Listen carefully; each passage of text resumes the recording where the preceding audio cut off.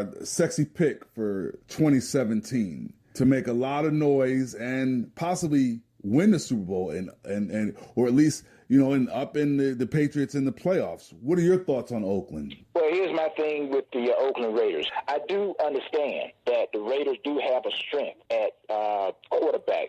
They have Carr. Looking at his game and the fans looking at the Raiders, they all know that the resurgence of the Raiders was pretty much because of his play. Mm-hmm. And I think he actually is going to be better this year. I think he's you learn, you get better and better. Running back, I think they got stronger. That's a strength. They have DeAndre Washington. They have Jalen Richardson. Right. And, of course, they got Marshawn Lynch. So their strength is good at running back. They're strong at wide receiver. Amari Cooper and Crabtree. These are good quality perimeter guys on the outside. Defensive backs may be a weakness, and many times, myself or other spectators watching some of the Raider games, you will see the opposing offense receivers get behind the Raiders' defensive backs in deep coverage. Now, here in our backyard, the Atlanta Falcons, that was a historic and devastating loss to the Super Bowl. Do you think they can bounce back and avoid that Super Bowl hangover and clinch a playoff berth? Because rarely do we see the loser of the Super Bowl make the playoffs the following season. Well, I'm going to give you two explanations from myself in regards to the Atlanta Falcons. I do think the Falcons, first and foremost, will bounce back. A lot of what you're saying in your statement as teams that lose the Super Bowl have a hard time coming back the following year. I think that is going to change this year, starting with the Atlanta Falcons. The Falcons are bringing everybody back except the offensive coordinator. They picked up some key players on defense. I do think they have to create and keep the continuity of the offense because regardless of what people want to say about Kyle Shanahan, he did create the offense that we see right now that the Falcons are running. And people are always going to hold him to that situation in the Super Bowl, but I think it goes more than that. I think the head coach has the last say-so. He hears exactly what's going on during that game, and if he doesn't like something, he can always override it. So I think people kind of throw Kyle up under the bus a little too much, but he did orchestrate that offense that we see now and putting those guys in position. So I see the Falcons really having an opportunity to go back to the Super Bowl. I really do. The Falcons are still going to be explosive. The only thing that I think could trip the Falcons up is themselves putting too much pressure and expectation on themselves and going out trying to make things happen instead of just letting it flow. All right, man. Now, I make no secrets about it. I'm a big diehard Giants fan. I like them to win the East, but I hear a lot of people screaming the Dallas Cowboys. You think the Cowboys were a one-hit wonder? Are they really a threat in 2017? Well, like they say, time will tell. But I think, the Cowboys went into this offseason, I believe they were kind of salary cap issues.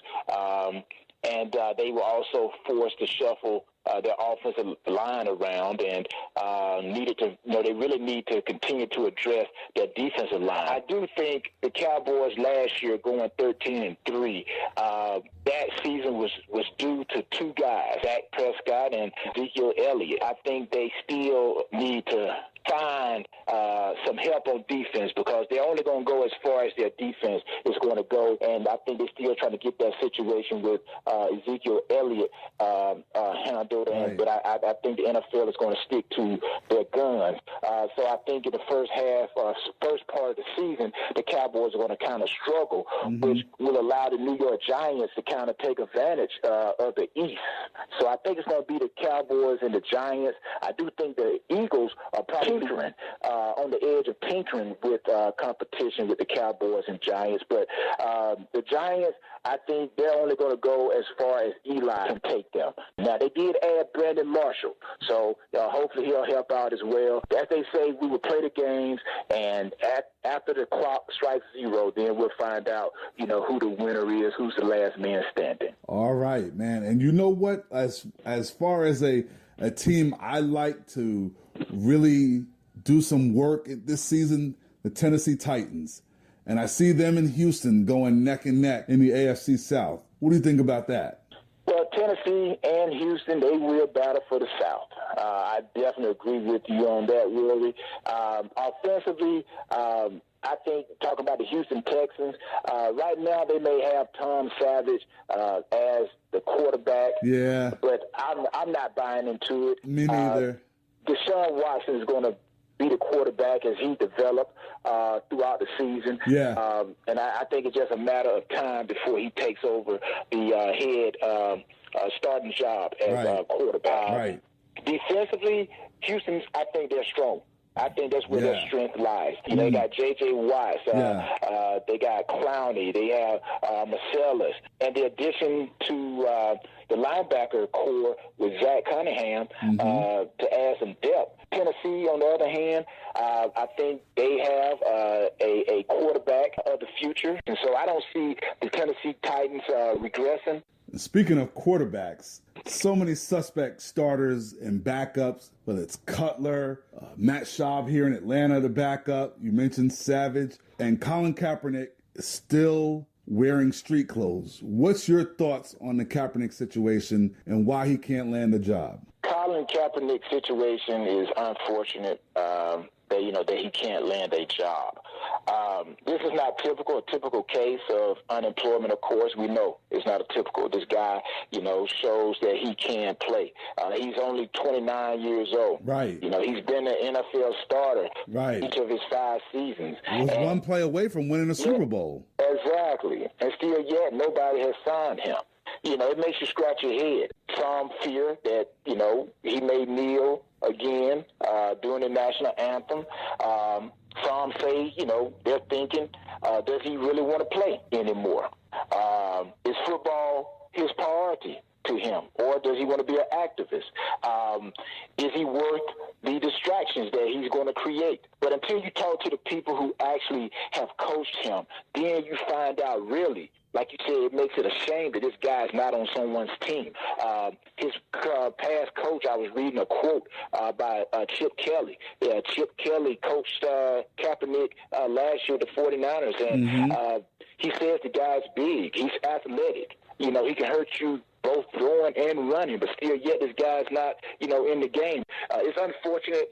It's a situation where you got a guy who athletically can play, but because of political issues, it's kind of a divide. Yeah, it's very sad.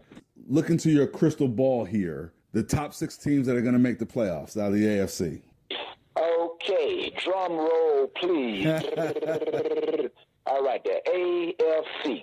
Okay. I'm going with the Raiders.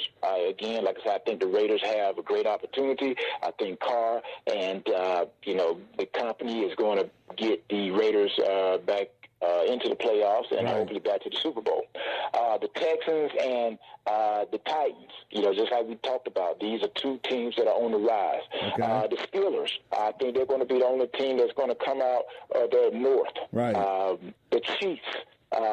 And then the Patriots. So that's my AFC prediction. The Raiders, the Texans, the Titans, the Steelers, Chiefs, and Patriots. Okay. The NFC. Okay, the NFC. I think 2 teams are going to come out of the East. I think it's going to be the Giants and the Cowboys. Right. And I like the Packers. I think they're going to be the only team that's going to come out of their division. Yeah. I think 2 teams are going to come out of the South. I think it's going to be the Falcons and it's going to be Tampa Bay. Wow. I think Tampa Bay, they are going to shock some people. You always got to have that team that is a Cinderella team. And the other team would be the Seahawks. So I'm looking at the Giants, Packers, Tampa Bay, Seattle, Cowboys, and Falcons. Okay. And, hey, I like the Tampa Bay pick because Mike Evans is on my fantasy team, so I'm counting on some big points out of him. I'm pretty sure you and everyone know. All right. Super Bowl 52. Who we looking at?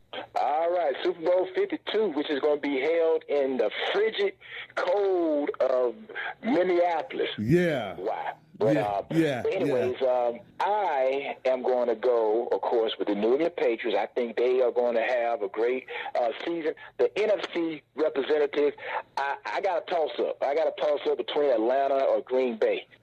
But Atlanta would be my choice. So really, I'm looking at a repeat of last year's Super Bowl. So it would be the Atlanta first, and New England. And that would be the first Super Bowl rematch since the Cowboys and the Bills back in the early 90s. Yes. So get ready, America. It's going to happen again. I know we've been all talking NFL, but let me get a little bonus one in there. Hey, man, give some love to Fort Valley State. They're picked to finish second in the division in the SIAC. I know you're thinking your boys are going to do better than that this year. Well, definitely. I think last year they counted Fort Valley out. They were not even mentioned probably in the top two. They did a phenomenal job. Kevin Porter has done an excellent job. I don't expect anything less. I think they actually should be stronger because the guys are used to Coach Porter, and this is his first year where he's had an opportunity to try to recruit the people, the guys that he feel will help him and his system. Again, I'm looking at another season of Fort Valley having an excellent year. That's my man Tyrone Poole, two-time Super Bowl champion with the New England Patriots, NFL veteran cornerback. HBCU, man, I love it, man. We got some NFL talking. We got some HBCU football talking. Repping Fort Valley State. Tyrone, thank you so much for being the NFL analyst on Married to the Game. I appreciate it, Rory, and shouts out to all your listeners. Keep on listening. You're going to get a lot of deep inside information this year. It's going to be a great season. Yeah, man, we got to do it again real soon. Yes, sir. Look forward to it.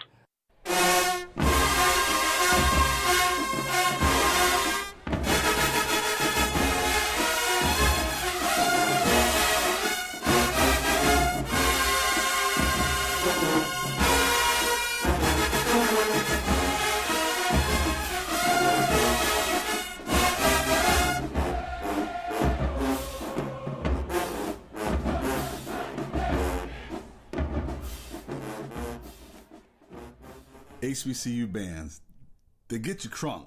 Crunk. Like Little John. Yeah. No, see? That's not how he did it. No. Wait, okay. Or Trick Daddy. Moving right along. You see, you're why don't you name some Memphis acts? Oh, 8 Ball of MJG there you all go. day, baby. 3-6 Mafia. Yeah, you're gonna name some hip hop. What? And you know what? Justin Timberlake, yes. He came from Memphis, didn't he? I'll give you that. You know what? And I was just showing my all. You know what? No. Come on now. Forgive me.